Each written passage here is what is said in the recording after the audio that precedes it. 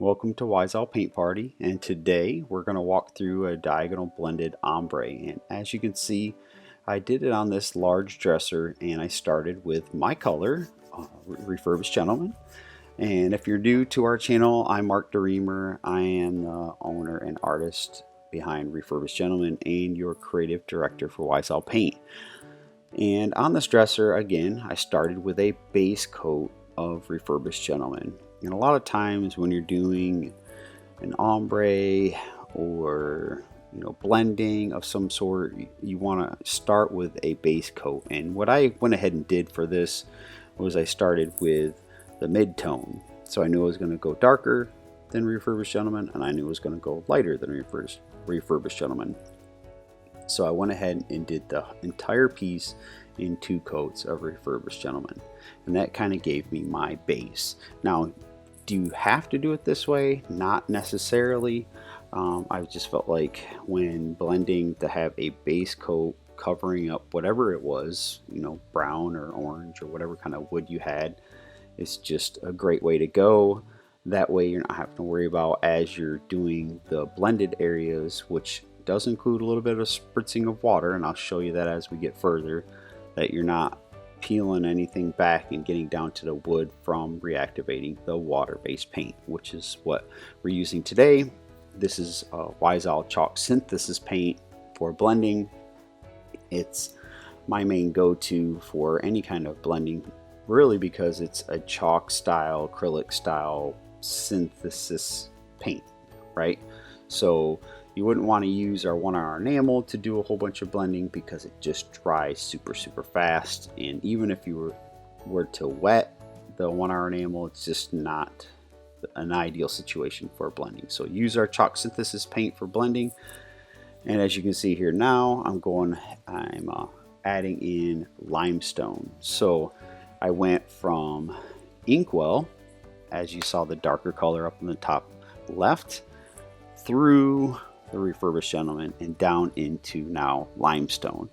So you can see I went from dark, mid-tone, and then my light tone across the bottom corner. And this is a diagonal ombre, and I thought it would be a cool effect to have it go from the bottom left leg, kind of in that top curved area, up and through the top corner of the the detailed area at the top right, and then that carries up and over the actual top of the piece as well. So that's kind of cool, where it's going to blend from on the top from left to right, right to left.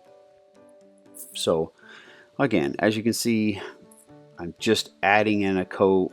I'm kind of slapping it on there and giving me that definitive line of where this is where limestone is, this is where Inkwell is, and right down the middle is where the Refurbished Gentleman was already there. And because we started with Refurbished Gentleman and did a base coat of that, we're not going to need to do another coat because we already have 2 coats of it on there. And I'm only doing 1 coat of this, kind of just slapping it on this before I get to the blending. And now here we are blending. And for this particular blending method, I used a cross-hatching method. The cross-hatching method is simply that. You're taking your brush and cross-hatching over and over and over and over. So basically what I have on the floor that you can't really see here is I have some syringes where I have the paint that I'm using. I squirt it out onto some wax paper, which makes it easier for me to just grab with my brush as I need to. And if the syringe is getting empty, I can grab some more, or if I don't use it all, I can squirt it back into my my can. So it just helps with not wasting paint. So what I'm doing here is I'm using Klingon S50 for my 3 colors, my Inkwell, Refurbished Gentleman now, and Limestone, and then I'm using a Klingon F50 for the dry brush blending of the 2 together. So what do I mean by that? So basically what I'm doing is I'm dipping my Klingon S50 in whatever color I'm trying to work with at the time. And I use one for each color and try to keep them, even though you're blending and it's going to get a little muddied, I try to keep it close to that color as possible if that's the area I'm working on. So I'm taking the Klingon S50, dipping it in, let's say, what area am I working on? It looks like Refurbished Gentleman. So I got my Refurbished Gentleman and I cross hatch it on there, right? I spray a little water because you need to activate the paint a little bit further than how it is straight out of the can. And the water is definitely one of those things that's going to help you be able to go ahead and blend beautifully, especially with chalk synthesis paint. You know, obviously, as you can see, it blends really, really well. And so you paint it on. So right here I'm doing limestone. Paint on the limestone, spritz along that line where that connection from limestone to Refurbished Gentleman is, cross hatch with your S50, and then while it's still wet, you take the F50 and you do the same cross hatching method, and that blends the two together. So limestone and Refurbished Gentleman, it gives even more of a blend. So you put the paint on with one brush with one color that hits into the other color, and then you use a dry brushing method with the other your dry brushing brush. So as you can see on the floor right there, I have my little shop towel, and basically what I'm doing before I even use the F50 is I'm brushing off as much of the paint as I can.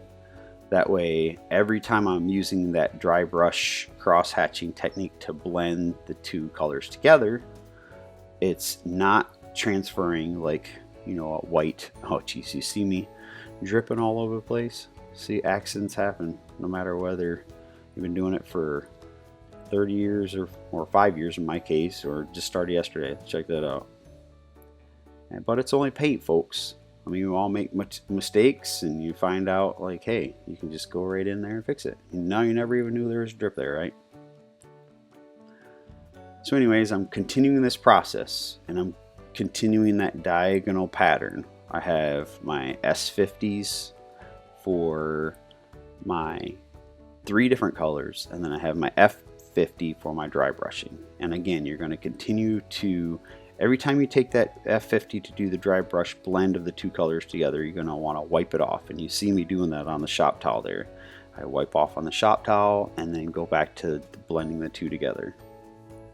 You don't want a whole bunch of paint caking onto your F50 for that blending between the two.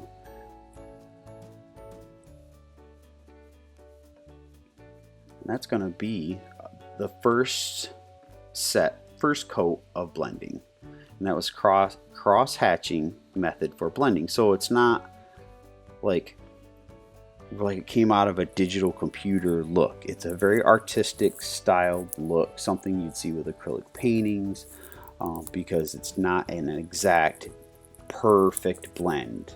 It's a cross hatching blend, so it's gonna have a very perfectly imperfect, one of my favorite things to say when I'm doing art, look to the blend. It's not gonna be like this, just like a computer did it. It's gonna be like a human being took a brush and blended paints together. And the cross hatching just gives it a really beautiful, artfully painted look, and that's why I like to do that. I'll do more in-depth how-to with this, but I knew I was going to do this piece, and I just had a feeling it would be fun to share like the process, kind of voiceover like I'm doing now, but while you actually watch me do it. And this is, trust me, this is hours long, so you wouldn't probably want to sit through just hours of me painting, I don't think, anyway. So I sped it up and we're walking through. So anyways, we're doing the second coat. Now, when you're doing a blend, usually you're going to want to do at least 2 coats. So you're basically doing the same exact thing twice, right?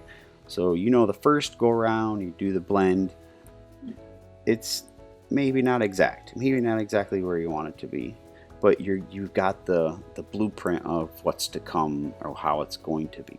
Or maybe you do it amazing and you want to leave it just how it was. I felt pretty happy with the first coat, honestly, except for the top right drawer was a little dark, but I knew I was coming back to it, so I could come back and fix it.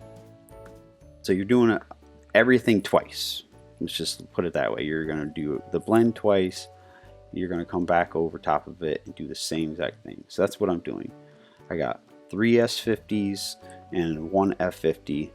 The F50 is my blending, dry brush blending, and I'm still using that same cross-hatching method, but I'm using that dry brush F50 to combine the two colors together that are touching. So Limestone, a Refurbished Gentleman, to Inkwell.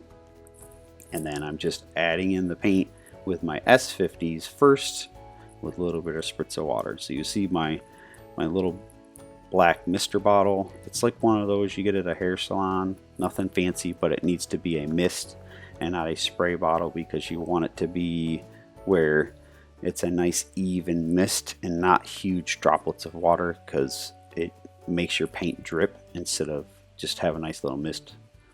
So you just want to keep it activated. So I'm painting on the Inkwell in the areas where it's just going to be Inkwell, and as I start to go down, I'm going to start to blend.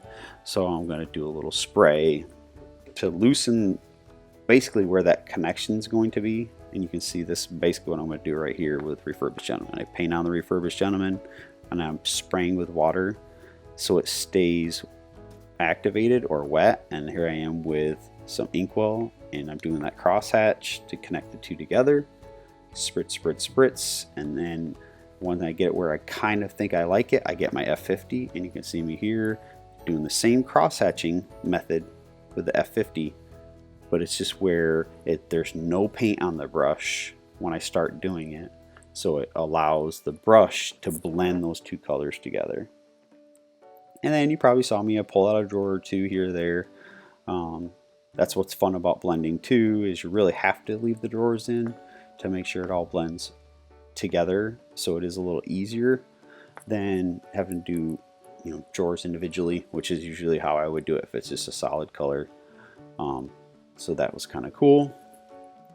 But you want to pull the drawers out every once in a while you're doing this, and just ensure it's matching in and around the edges. I noticed one when I was all done that had a totally different color than where the blend was at that point, so I had to go back in and touch it up. But again, it's just paint. You saw me drip some on here. It's just paint. You can fix anything. It's something you just want to have fun. It's basically what I did. I just sat crisscross applesauce, as my daughter would say when she was little, and painted away. So here's a great view. So we started at the top with Inkwell. I don't know where I just went off to. Inkwell, and then I'm coming down. So I'm spraying, spritzing, adding some Refurbished Gentleman, spraying, spritzing, using my F50, and then as I get to where I want to blend those two painted colors together, I get my F50 out, dry off the brush, use that same cross hatching technique, and blend away. But again, I will do a more how-to video with something a little bit up close and talking through on how exactly I go about the cross hatching blending technique. But I really wanted to just share this process. I thought this was going to be a fun one, and when I was done, I was pretty happy with it.